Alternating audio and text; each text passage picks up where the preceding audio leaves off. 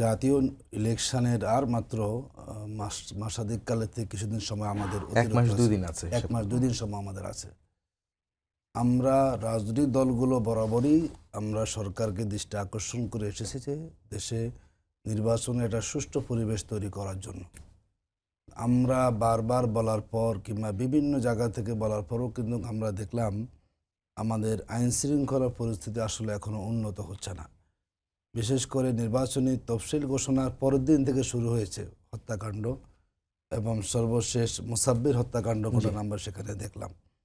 এবং দুর্ভাগ্যজনক হচ্ছে আসামিরা মানে মানে তাদেরকে গুলি করে মেরে ফেলতেছেন। ফুটেজ দেখা যাচ্ছে স্পষ্ট কারা সেখানে।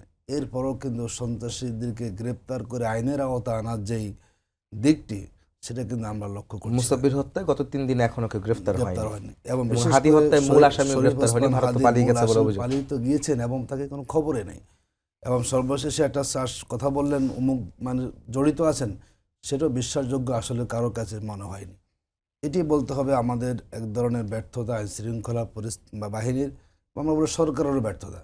একটা জাতীয় নির্বাচনের পূর্বে দেশের মানুষ সংখ্যামুক্ত না হতে পারে, তাহলে উৎসবের পরিবেশ সেখানে কীভাবে তৈরি হবে? আমরা মনে করছি এই সন্ত্রাসী কার্যক্রমের কারণে যে একটা উৎসবমুখর পরিবেশ তৈরি হওয়ার কথা ছিল, দীর্ঘ সময় পরে আমাদের একটা ইলেকশন আমরা যাচ্ছি এবং যেখানে আশা করছি যে ইলেকশনটা আমাদের সুষ্ঠু হবে, সেখানে এই উৎসবমুখর পরিবেশটা ব্যাহত হচ্ছে মূলত আইন শৃঙ্খলা পরিস্থিতির এই অবনতির কারণে।